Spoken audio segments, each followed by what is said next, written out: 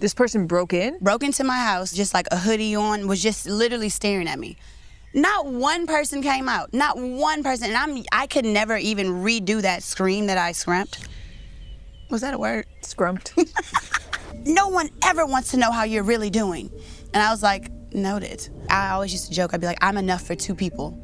I'm a handful. I have this personality. I'm big. I'm vibrant. I'm all of these things. Oh, Shy's gonna do it. Shy's gonna say this. Shy'll be fine. And like, I don't have to come to Shy's birthday. Shy's not gonna care. Now I give a f. Show up for me like how I show up for you. You know what I'm saying? Now I care. And now it's been a problem lately. But here we are. So my life has just been a roller coaster. I've been touring with my podcast. So I've just been on a roll, honestly. I've just been rolling. Vibing, single. Oh no. Shit. I said I wasn't. Am I pretty? You're so beautiful. 29 was probably the worst year of my life. And then when I turned 30, things started to turn around. But I was so desperate to get out of the bad that I think I made it worse for myself by constantly looking for saviors. I wish I was in a different situation. I wish it was a different outcome, you know? What are you specifically wishing for? Yeah, I wish I wasn't broken up, you know? If I'm gonna be completely transparent and honest, I wish I was just continuing to be in a relationship, if I'm gonna be honest, you know? I think that's the wrong wish. All right, what's up, everyone? Hey, lovers. Welcome to a special class I'm affectionately calling, How Do You Know Things Won't Be This Shitty in Your Life Forever? This week, Chy Fontenette from the popular podcast Behind the Likes joins us on Lovers to share how she's doing post-breakup. And she doesn't just share, she shows us. And I just want to say thank you to her for being so vulnerable. She was shared the podcast in advance to make sure she was comfortable with it going out because it is quite emotional. And she is happy to be sharing with all of you, which is why I'm really happy to be sharing not just her story, but the lessons that I think that her story can inspire. You believe it's magic. So I feel really grateful to have been able to see her. But truth of the matter is, I have actually seen Chy before. She's worked with Jared a couple of times. She's even been to our house before to shoot a music video. Pull up on the hills one time. You ain't gotta stress on time. I could probably hit it in the booth right now. VVS diamonds all in my mouth. But again, I feel like this is the first time that we genuinely got to connect. And I connected with her in a very deep way. This might seem kind of strange, but over the past 4 years, there's been a lot of times in my life where I have almost wanted to bottle up the moment or take a picture of it that I could go back in time and send to my younger self as proof that things will work out. As many of you who have been part of this journey with me know, I have been quite candid about my journey and the fact that my journey happened a little later in life than most people's, and it was easy to lose faith and my footing along the way. But I wish that I had what I'm hoping that I can give Chy today, which is hope that things are going to work out. And I don't just want to offer that to Chy, I want to offer it to everybody here. Anybody who is going through a very dark time in your life, hopefully Chy's story and the class we're going to talk about afterwards will help you find some meaning in the mess and remind you that you're going to get through this. And I know that's a very difficult thing to believe from a person who doesn't have a crystal ball sitting on their desk, but I will place my bets that you are going to get through this, because even by you being here, you're already refusing to fall for what Daniel Kahneman actually calls a big fallacy. What you see is all there is. This is a bias that tricks our brain into believing that our current reality is our entire story. And resisting that bias means remembering that your surroundings are not your reflection. They're just your circumstances. Okay. Now, some of those circumstances are shaped by your choices, but a lot of them are not. And we know this because when we see a super affluent individual, yeah, there could be some decisions that they've made in the stock market, but more than likely, a lot of the success or the wealth that they have has nothing to do with what they did in their lifetime. And that also applies to people who are in less fortunate circumstances. A lot of the reasons you are where you are has nothing to do with who you are. So if you can't rely on your external life to tell you who you are or what's possible, what can you rely on? And no, I don't think it's your thoughts alone. Unfortunately, I'm not woo enough to fully invest myself into things like The Secret. But there is something semi-woo-woo that I think is absolutely true, and that is we are all great and infinite creators, and you are whoever you consistently choose to be. And if you're here, I already know that your resilient ass is choosing to keep trying. You are choosing to keep applying your values, your gifts, your integrities, your morals, your talents to life, even if you aren't getting results that you want, because deep down you know that you are not stuck in your story, you are rewriting it. Even though sometimes it can feel like the shitty first draft was etched in stone, you're doing what you can to grab that rock and you are rewriting it. So in this class, I want to give you some tools for how to do that. But first, I want to present to you Chy's story, which is far from a sad one at its end. To me, it's a hopeful one right in the middle.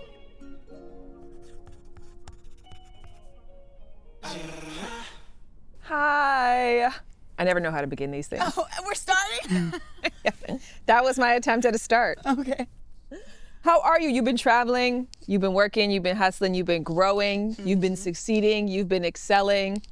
You've been therapying. Yeah. It's been a great time and a not so great time at the same time. Accurate? Yeah.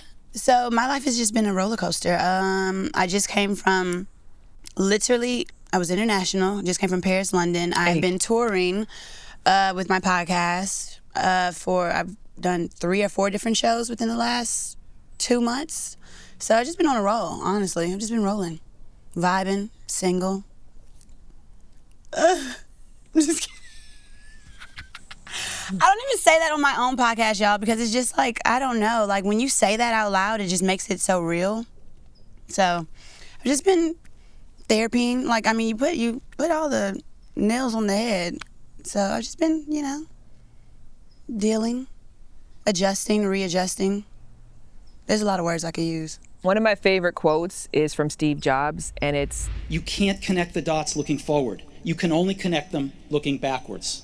So you have to trust that the dots will somehow connect in your future, because believing that the dots will connect down the road will give you the confidence to follow your heart, even when it leads you off the well-worn path, and that will make all the difference." sometimes when you're in like these very confusing, chaotic times, because you want to get out of it so bad, you can try to like connect the dots, like, okay, if I do this, then that will happen. And if that doesn't happen, then you feel like even deeper in despair, and everything kind of feels ambiguous and without meaning. But 2 years from now, you'll look back and you'll be like, oh, that's the shape I was making. And this is like actually the perfect path to get me to where I am today.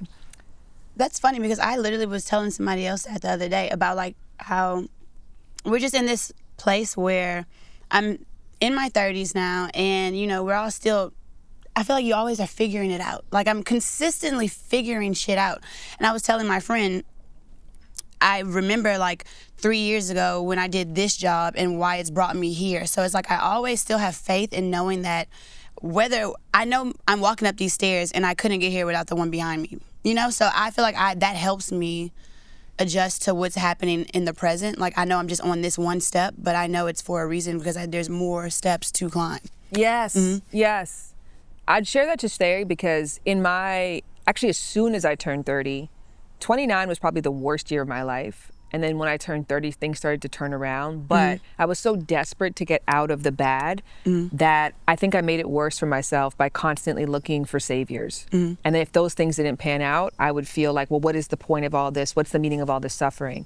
But in hindsight, the advice which I gave myself is like, do exactly what you're doing right now. Keep exploring, leaning into what's working. Lean into what hurts, because that's how you heal things. And then eventually, not in a day that you can guess or from a path that you're going to know in advance, you're just going to look behind you and be like, oh, I actually don't feel shitty anymore. Yeah. We were talking about what we're going to talk about today. And one of the things that you brought up is the difference between being in a relationship with someone that you love and someone that you actually like and that you're genuinely compatible with.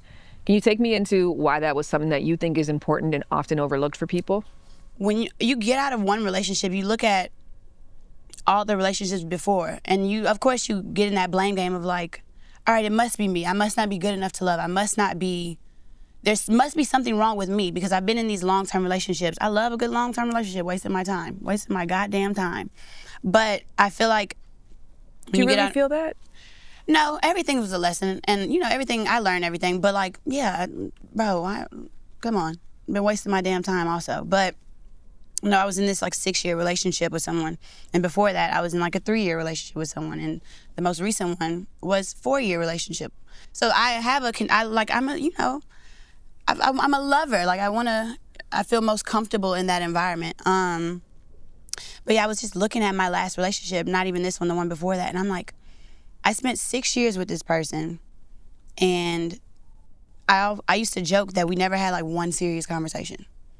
And he looked so good on paper. Like he looked like everything that I was supposed to be with at that time. Like he had money.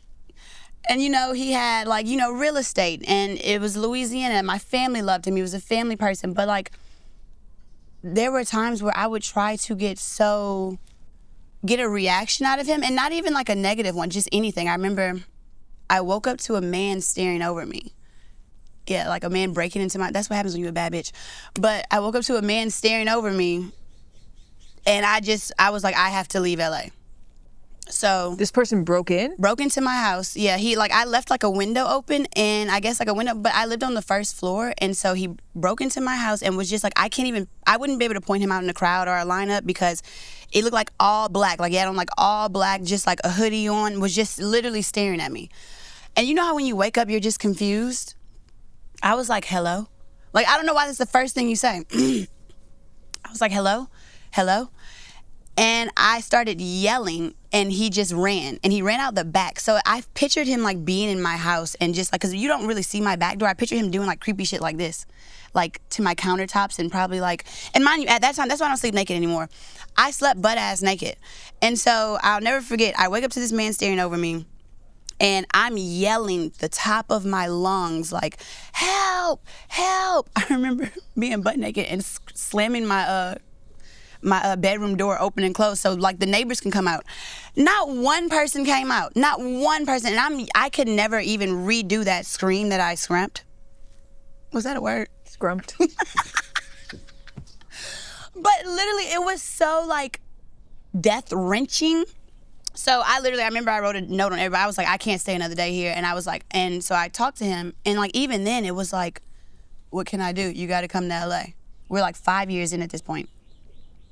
I'll never forget. He looked at me and was like, you going to figure it out? I was like, you can't even get deep for this. There's, what's not fucking clicking?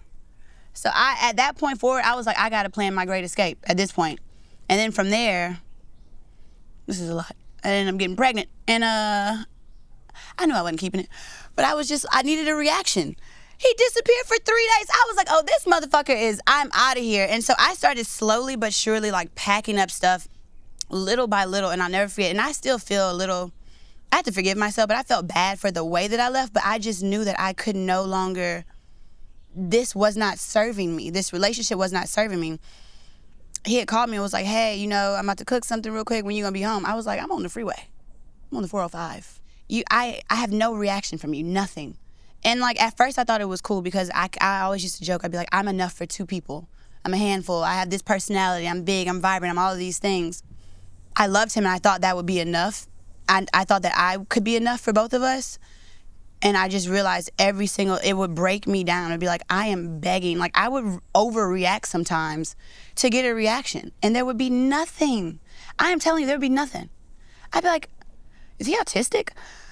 But no wrongs to them. But, I just would question these things. And I'm just like, I don't even, like, it got to a point where it's like, I don't even know if I like this person anymore.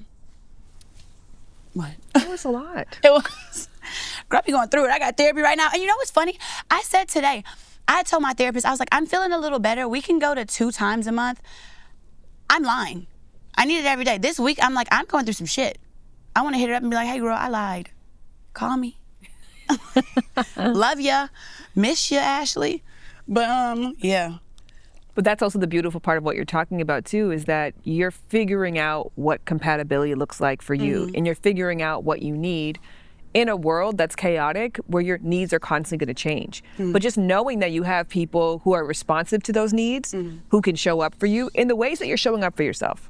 Yeah, that's the biggest thing for me. I feel like overly shown up, overly been a cheerleader for other people throughout my life. It would just be like, oh, Shy's gonna do it, Shy's gonna say this, Shy'll be fine. And like, I don't have to come to Shy's birthday, Shy's not gonna care. Now I give a fuck. Show up for me like how I show up for you. You know what I'm saying? Now I care. And now it's been a problem lately. Well, it would be a problem because that's not the culture of those relationships. Yeah. But that's a part of building new relationships where that's built into the basic fabric of it. Or the people who actually genuinely love you and want to be in connection with you, it'll be uncomfortable. Like, it is uncomfortable. If you're at a job that all of a sudden, you know, you never had to show up on time and that changes, it's going to be an awkward transition period. But if you value that job, you'll make the change. So I think that there's, like I said, I think that you're actually in a very beautiful time. Thank you. And I feel like I'm grateful for my friendships that, you know, I've nurtured, because I feel like if it wasn't for my friendships, and, you know, because I am out here by myself, I have family in like Rancho, but if I did not have the solid foundation of friends that I have, I would not have made it. And so I'm thankful for them, and I'm thankful that we're growing together. Because, I mean, I know it's been, everybody's been a piece of work, you know, being out here and surviving it's literally surviving LA. Like I told you yesterday, I was like, the South is looking kind of glamorous because it's getting crazy. Why is my rent more than people's mortgage in Louisiana? But I think that's also like a part of just the noticing of it doesn't have to be one or the other, and that there is a world where something in the middle exists, because what Louisiana offers is safety, because you have people that know you and that love you, who care for you, who are around. It has more stability, but it doesn't have the big picture thinkers, the big dreamers. Yeah. And your ex was a part of the culture that's there where you don't have to necessarily think constantly about tomorrow. No. You gotta think about what's for dinner today. Yeah, exactly. Wow. That's why she is who she is. But no, that's exactly it. And this is like, the South is looking glamorous, not specifically Louisiana. Yeah. Because I'm grown. I don't want to go to the clubs consistently. That to me is not my go-to. Like, I feel like I've outgrown LA in a sense of like being by myself. You know, like, I want like a family. I want to be married. I want children, you know? Oh no, shit. I said I wasn't. Am I pretty? You're so beautiful. No, but it's just that reality consistently, fuck. It's just that consistent reality of like, no matter how much I talk, I'm still not where I want to be, you know? And it's like, two things can be true. I'm doing great in my career, but like, I still want that other side. And I think I always want that other side is because of where I'm from. You know, I still want that white picket fence. I want my kids playing in a big backyard, but I still want to be successful. And I feel like right now I'm in that place where I can only have one. And it's just frustrating. God, that's so annoying. I've been crying so much on the internet lately. It's so fucking frustrating, bro. Like, I literally cried on my podcast and I was like, oh, it's just so annoying, yeah. I go back to the videos where I was going through that period of time between 29 and 30 so much. And I reference them so much. And I love her so much. And I'm so grateful for her. Like, she stayed in this city through the shit, through the critique and criticism. I didn't know what to do with myself. And I felt lost. And I'd go into these meetings and be like giving my energy and like being or pretending to be the person I wanted to be, but on the inside I felt purposeless. I felt directionless. I felt like a loser. And so she would look at me a lot of times, you know, after the meetings, because my face couldn't fake it anymore. And she would see in me that I was hurting, and she'd be like, are you okay? And, you know, I was like, yeah, I'm fine. To make matters worse, things just kept getting worse. I got really, really sick in January. I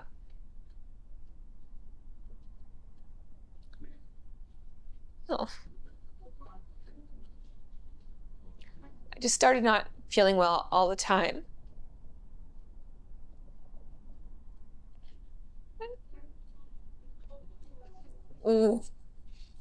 And I was living in this dark place, and it was just like week after week of just not really feeling well and just existing in that dark room, you know, trying to feel better.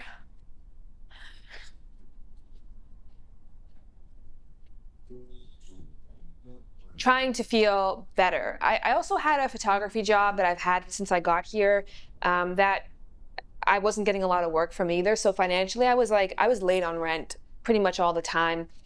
And I was like, I don't really know if I can survive in LA much longer than that. And so I guess I was just not the most fun person to be around at the time. And my boyfriend left me, or decided that, it wasn't a good idea to be in a committed relationship, because I was a stressful person to be around.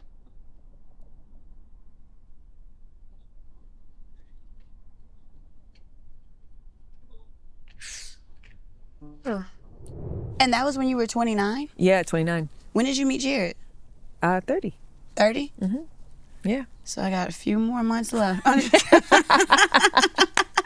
But I think what's important to know, there is somebody on a different podcast in this exact same moment who has the white picket fence in the family and doesn't know herself. She has all these unrealized dreams.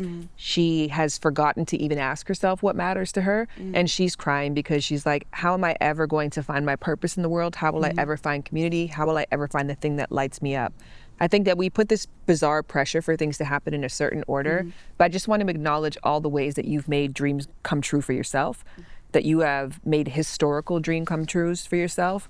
The fact that you're in the probably top 1% of podcasters, and you're doing it with somebody who loves you and who cares for you, and that's a healthy relationship. That was one of the things you wanted to talk about. You're like, I know friendship inside and out, and I know that friendship can be fruitful because of what I have with Winter. Yeah. It is. It is extremely rewarding, especially being able to do it with, my best friend. And, I know there's podcasts that thrive just being partners and not friends. And I cannot even understand a world where that would exist for us, because we're so intertwined and we have so much grace and understanding for one another. Because, imagine we show up for filming today and she knows nothing that I'm going through, and I just have to put on a strong face. But it's like sometimes I need her to pick up my slack, or there are times where I have to pick up her slack. And we said this before on the podcast plenty of times, it's not always 50-50, but I know that we both give 100 in whatever we do together, So I feel like that, to me, is rewarding in itself. And like I said earlier, if I ask for something and I don't ask for much, I want that reciprocation in return. I forgot where I was even fucking going with this. What was I saying? Well, I actually think this all ties in together, because what we're really talking about is the joy of being single right now, even though it's not necessarily joyful in an everyday feeling, but in what it's allowing you to do is a very joyful time that you're going to look back on very fondly. I can almost guarantee you that. Yeah. I can write you a postcard for the future that's going to say, you're going to be so in love with and grateful to this version of yourself who is doing all the hard work, having the shitty conversations, crying because you feel it consistently. Booking extra time with your therapist, making those investments in yourself. Yesterday, after we got off the phone, I was talking to Jared about what we might talk about and just brainstorming. And Jared's like, oh, I hope that she is able to come and bring all of it, because it's such a gift to be able to be in process and share the process. Because so many people will talk about it after they're through it, and it will never really be the same. And you can almost promise yourself you're going to get through it because you are so resilient. The things that you've overcome, your history, everything about you says that you should not have any fear that this is just a phase. So I think you should give yourself permission to feel through this phase, be honest about this phase. That's also the gift that you're giving the world. I thought we were done with the tissue. God damn. Oh my God, this was so... I'm so sorry. No, it's okay. I shouldn't have... What hits a button for you? Nothing. I just feel like, God, this is so fucking weird. Remember when Keke Palmer had that show and Karrueche came on and she started crying about Chris Brown? No. No, and Keke Palmer was very, you're just so sweet the way you talk. I love Keke Palmer. When Karrueche was crying, Keke was like, it's all right, baby. It's all right, baby. And I just feel like the way that you're even talking to me is just I don't know. It just, it's so annoying. And I know this is crazy because he's such a quiet person. I don't want to go on a talk about him or that or anything like that. It's just I wish it was a different outcome, God damn. My dad always says, don't waste a wish. Sometimes you'd be like, oh, I wish it was sunny today. It's if you had a wish, don't waste it on that. Why waste it on that? Yeah. Yeah. What are you specifically wishing for? Yeah, I wish I wasn't broken up. This is like my third serious relationship, so I was like, this is the one. They say the first one is love, the second one is trial and error, and the third one is it. Yeah. So I was just like, oh, I'm done. You know, if I'm gonna be completely transparent and honest, I wish I was just continuing to be in a relationship, if I'm gonna be honest, you know? I think that's the wrong wish. Hi lovers, pardon the interruption, but I had to tell you the news. So last month I told you I signed up for Function Health. I actually just came back from my first visit to the doctor's office, did my first round of blood work. And listen, I was in and out in 20 minutes. I am swamped right now preparing for a trip to Cyprus. So time is of the essence, and everybody there was so caring, so kind, and best part of all, I'm gonna start getting my results in the next couple of days. Don't worry, I'm gonna share everything with you because I want us to be on this journey together. So what is Function Health and why is it so incredible? With the help of over 2,000 lab locations, they test over 100 biomarkers, everything from heart and hormones to toxins, stress, and inflammation. This is why they are backed by top health leaders like Dr. Mark Hyman, Dr. Andrew Huberman, and Dr. Jeremy London. Look, if like me, you're ready to see what is really going on inside of your body, I have an offer for you that you can't refuse. The first 1,000 people to sign up get $100 credit towards their membership. All you have to do is go to functionhealth.com/loversbyshan. Again, that's functionhealth.com/loversbyshan, or simply put in code LOVERS100 at checkout. We're in this together, guys. And speaking of being together, let's go back to the episode. That was something. I hate that I'm making it all about like a relationship, but like that's just transparency. Is what I'm going through. And it's like every single day. Like I have to show up every single time I go on a tour, every time I go on the stage, like I have to show up as my best self. And I'm like, you know, if I'm gonna be completely transparent and honest, I wish I wasn't crying. I wish I didn't have to deal with me figuring out my life. Your job is not to be your best self, it's to be yourself. Mm-hmm. Because I met you as a model, right, from Jared. I think models have to show up as their best self. Yeah. Right, that career is like... Consistently.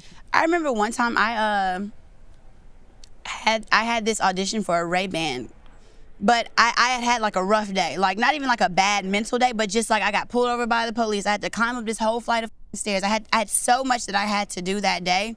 And I remember going to the casting director for Ray-Ban, and he was like, how's your day? And I was like, fucking horrible. Like, I had showed my whole person. I went in. I was just like, yeah, I had to do this. And they were like laughing. It was engaging. It was funny. I will never forget, I got a call from my agency, and they were like, what the hell did you go in there doing? They said you were unprofessional. They said you complained. They said, and I was like, I thought I was cracking jokes. I thought we was all vibing. They were like, no one ever wants to know how you're really doing. And I was like, noted. But I mean, no, I'll never forget that one instance where it was the Ray-Bans. I was like, you know what? I'm not supporting them. Mm-hmm. So, not supporting Ray-Ban. They were the end of a story ending with a boycott over a casting director who was hired for that day only. Yeah, they wanted to tattletale on me, rat heads, whoop-de-doo, you know, like. I didn't realize I was that friend or that cousin or that aunt who you have to tell other people about. She might say something a little crazy. Until I heard one of my nephews saying that to one of their friends when he was about to walk in. And I was like, me? Say something crazy? No. But I do. You do. I do. That's okay. Yeah. You gave me such a great aha there, actually, because I think many people exist in jobs where they have to show up as their best selves. Mm-hmm. The gift is being able to show up as yourself. Mm-hmm. That's the goal. I think many people exist in romantic relationships where they have to show up as their best selves. I think the genuine gift and goal is to show up somewhere where you get to be yourself. Yeah. And I think about that in regards to those two big moments that you shared of, one, the break-in, and two, getting pregnant. And in both of those, what I think is good sometimes about the gift of big scenarios is there's not a lot of ambiguity. When something is small, we talked about this yesterday on the phone too, when something is small, you can almost rationalize your feelings away. But in those big moments, it's very obvious that what you needed was protection. And in both cases, you fled for your own safety because you realized that where you were, nobody was going to protect you. So you were in LA and you were almost violated. You looked for safety.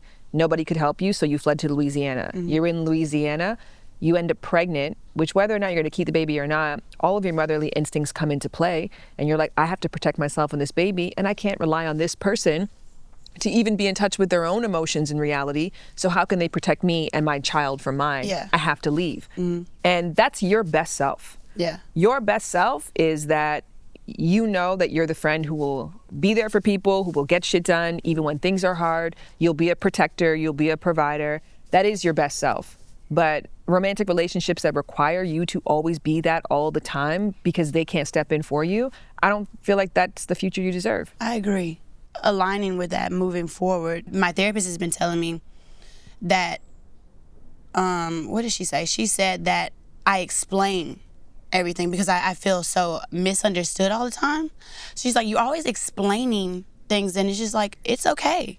She's like, you're explaining to me why you did what you did, and she's like, I understood the moment you said it. I understood the moment, and it's just like me being okay with not having to explain things consistently and just being like, it is what it is, because I always do feel misunderstood sometimes, and I'm like, not even misunderstood in like a rebellious way, but it's just like, I know where I'm coming from. I know my thought process. I know that why I reacted defensively is because of some shit that you said to me first, and I feel like I had to defend myself. Yeah. You know? So yeah, I just think it's like rewiring that as well. I think I'm doing a lot of rewiring, a lot of just growing right now, and it is probably a blessing that I'm going through this phase in this relationship, or lack thereof, because I have to really look at myself in the mirror and be like, where am I at right now? Why are we right here? And what role do I play in it, you know? I get a little flack sometimes because I think I'm more logical. And, you know, I'm not as wouldn't be able to tell right now because I'm just emotional. You're like, I'm not emotional. I swear. Rewind the tape. Rewind the tape, literally. But I'm really not. I literally am not even a crier. I'm really not. Like, I'm really not that emotional of a person. Like, I really move with logic. And that's why I say I misunderstood a lot, because it'd be like, okay, well, how do we get to the solution? I'm solution-based a lot of the times. And, like, lately I've just been sitting in these emotions, and I'm like, this is a whole new uncharted territory for me that I do not understand. Like my last relationship, the one that I was in for 6 years, when I'm telling you, 2 weeks, cried 2 tears in a bucket and said, fuck it, literally. I'm like, I do not know how to exist.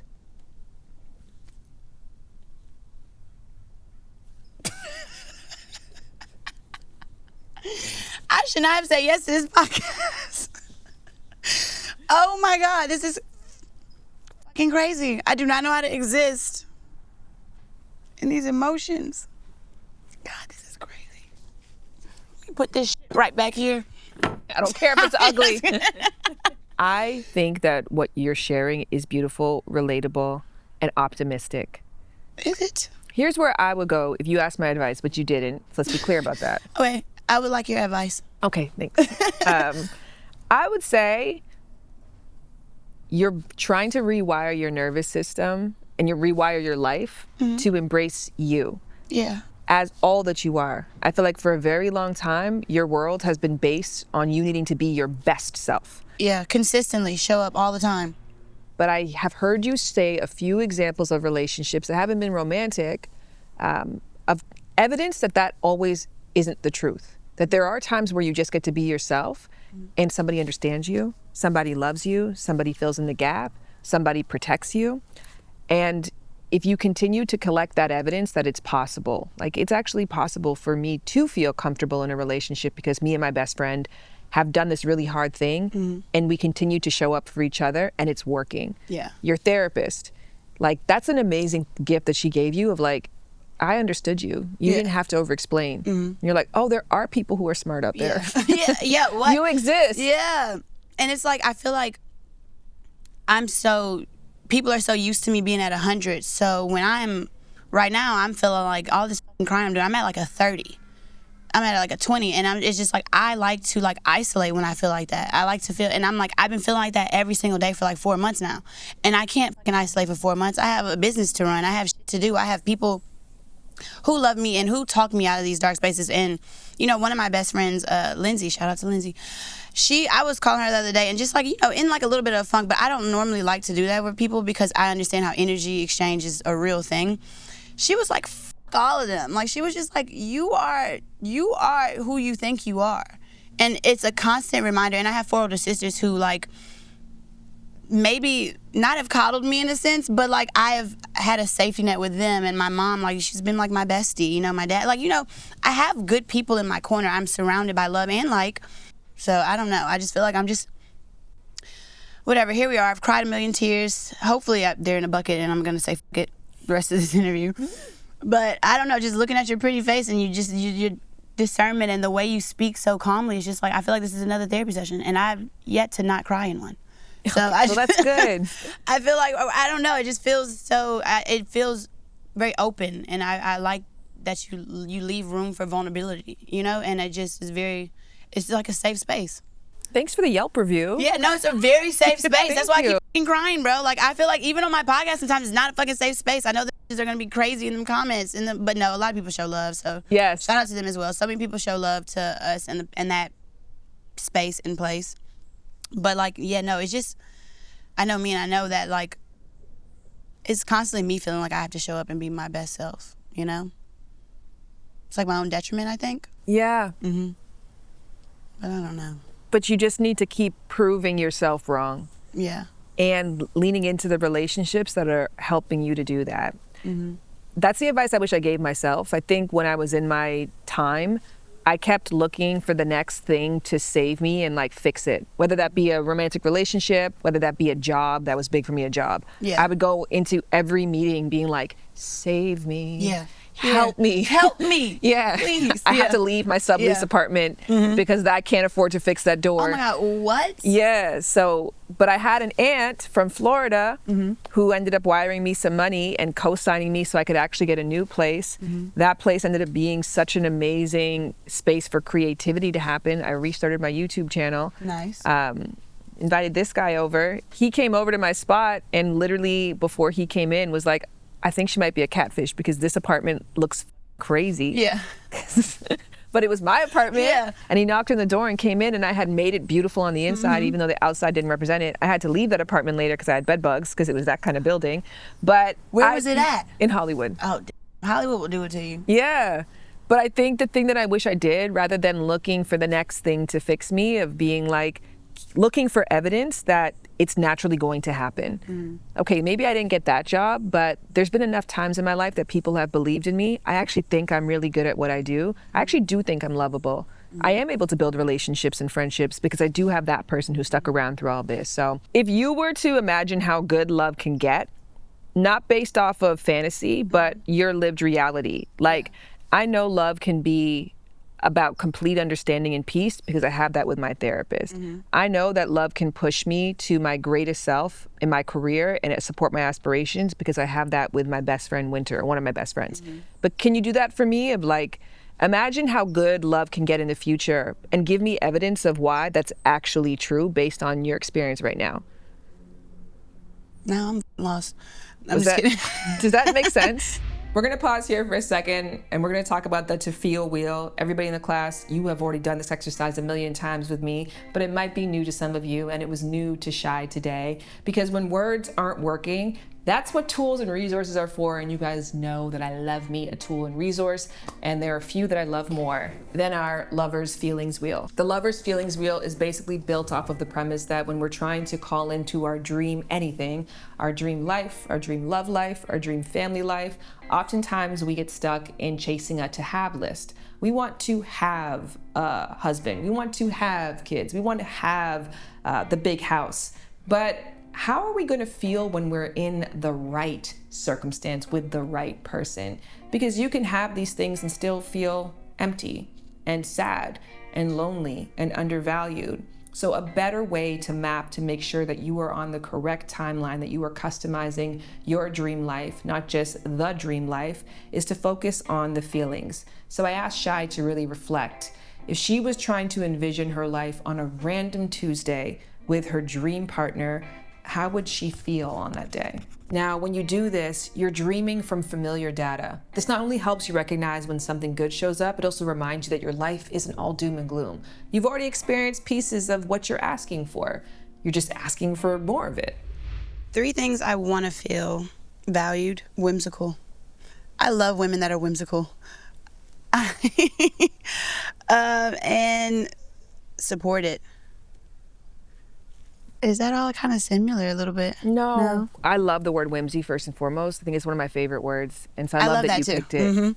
I was just thinking about this. So we were in this airport yesterday that had so much whimsy. And whimsy is like just because joy. Yes, exactly. Just to me too. Just because joy. Like I love that. And that's why I feel like I really, don't mean to sound like a creep or anything, but I enjoy like watching you, and I watch your dynamic, because I feel like to me you give whimsical. You're unapologetically you. You don't have the norm of what like women are supposed to talk about, the education that.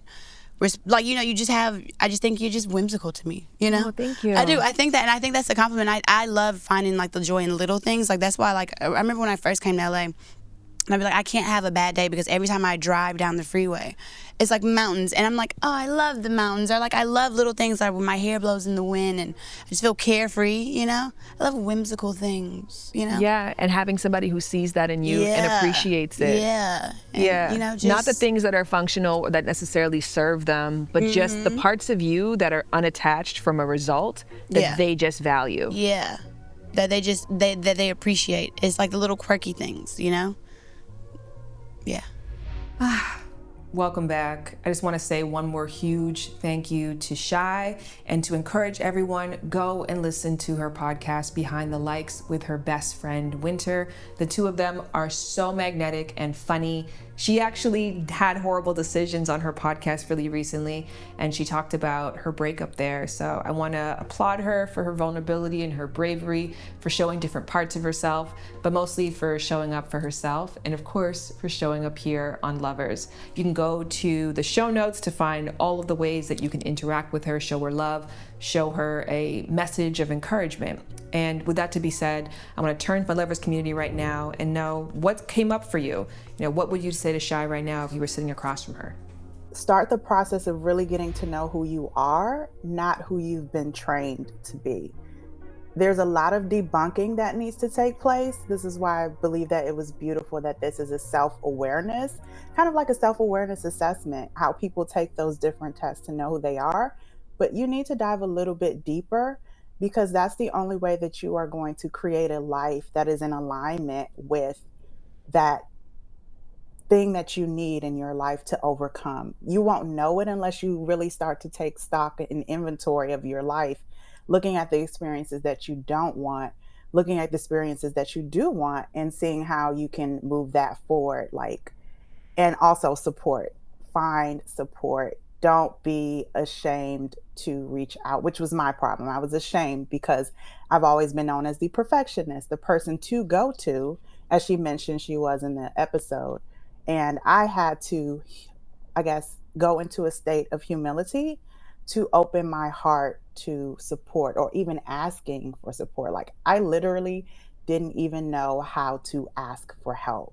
I also thought it was interesting that around 29, 30, I also felt the same way. So it's like a universal age of that stuff.